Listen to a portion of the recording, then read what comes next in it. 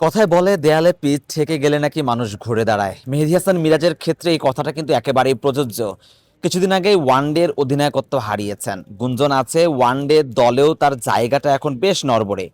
বলছি না যে বাদ পড়ে যাবেন, তবে জায়গাটা বেশ নড়বড়ে। টি-20 থেকে তো আগেই বাদ পড়েছেন, বা টি-20টা তিনি অনেকদিন ধরেই খেলছেন না। একমাত্র যে ফরম্যাটটি তিনি খেলছেন সেটি test format.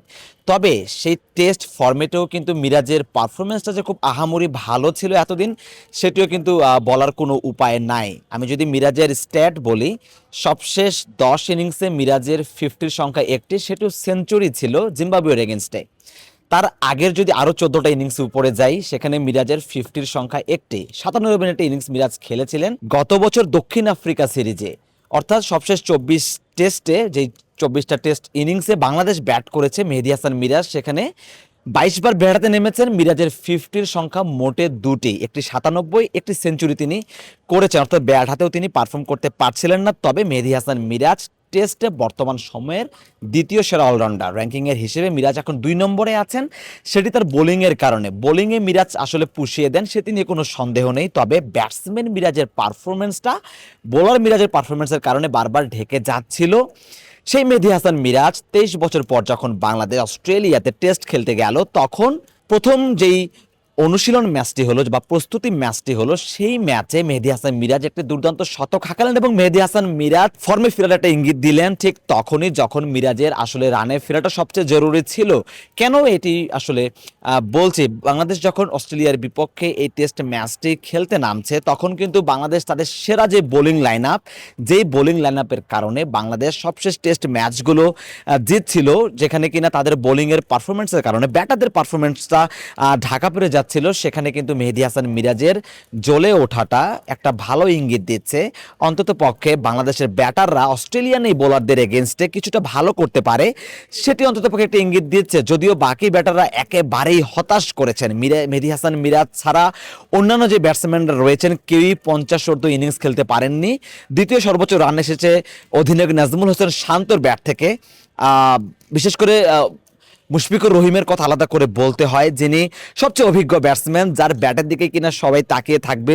Mushfiqur Rahim Australian এই হেভিওয়েট বোলিং লাইনআপের বিরুদ্ধে কেমন করেন সেদিকেই সবার চোখ থাকবে। তবে মুশফিকুর রহিম কিন্তু প্রস্তুতি ম্যাচটাতে অন্ততপক্ষে নামের প্রতি সুবিচার করতে পারেননি, ডাক মেরেছেন। সেই সাথে তানজিদ হাসান তামিম, যার ওপরও কিন্তু কিছুটা আশা করতে হচ্ছে, ভরসা করতে হচ্ছে, প্রত্যাশাটা থাকছে যে তিনি শুরুতেই দ্রুত কিছু রান তুলে দিয়ে অপোজিশনের উপরে একটা কাউন্টার অ্যাটাক করবেন বা একটু চাপে ফেলবেন অপোজিশন বোলারদেরকে। সেই তানজিদ হাসান তামিমও কিন্তু ডাক মেরেছেন। এছাড়া সৌম্য সরকার, তাকে যদিও লোয়ার মিডল অর্ডারে খেলানো হয়েছে, তিনি কিছুটা রান করেছেন। তবে নামের প্রতি আসলে যে সুবিচারটা করার কথা ছিল সেটি কেউই ওভাবে করতে পারেনি। এবং ডারউইনের এই যে প্রস্তুতি ম্যাচটি হলো অস্ট্রেলিয়ান একাদশের বিপক্ষে, সেটি কিন্তু উইকেট কেমন হবে অস্ট্রেলিয়ার বিপক্ষে সেটিরও একটি বার্তা দিচ্ছে। অস্ট্রেলিয়ার উইকেট সাধারণত পেস বান্ধব হয়, যেখানে পেসারদের আধিক্য থাকে। পেস বোলাররা সবসময় ডমিনেট করে, বোলারদের চাপে ফেলে, দ্রুত সুইং এবং সিম আদায় করে নিতে পারে। তবে ডারউইনের এই উইকেটটি দেখে মনে হয়েছে অন্তত পক্ষে অস্ট্রেলিয়ান স্পিনার কোরি রকি চায়োলি সেটি প্রমাণ করেছেন। তিনি বাংলাদেশ ব্যাটিং লাইনআপের একাই 6টি উইকেট নিয়েছেন। অফ স্পিনার নাথান লায়ন কেমন করবেন সেটির একটি ধারণা হয়তো পাওয়া গেল। সেটি যদিও হয়, মেহেদী হাসান মিরাজের অবশ্যই একটু খুশি হওয়ারই কথা। এ ধরনের উইকেটে মিরাজ ঠিক কতটা ভয়ঙ্কর হতে পারেন সেটি তিনি বারবার প্রমাণ করেছেন। এটি নতুন করে বলার কিছু নেই। তাই বলতে হচ্ছে যে মেহেদী হাসান মিরাজের একটা রিডিমশন হয়েছে। মেহেদী হাসান মিরাজ, যার দেয়ালে পিঠ ঠেকে গিয়েছিল, সেই মেহেদী হাসান মিরাজই কিন্তু বাংলাদেশের হয়ে আলোকবর্তিকা হতে পারেন। মেহেদী হাসান মিরাজ বাংলাদেশকে ম্যাচে রাখতে পারেন। মেহেদী হাসান মিরাজের উপরে ভরসা রাখা যেতে পারে। অন্ততপক্ষে প্রথম প্রস্তুতি ম্যাচে মিরাজ সেই ইঙ্গিতটা দিয়েছেন, সেঞ্চুরি পেয়েছেন। এরপরে মিরাজ হয়তো আগামীকাল বোলিং করবেন।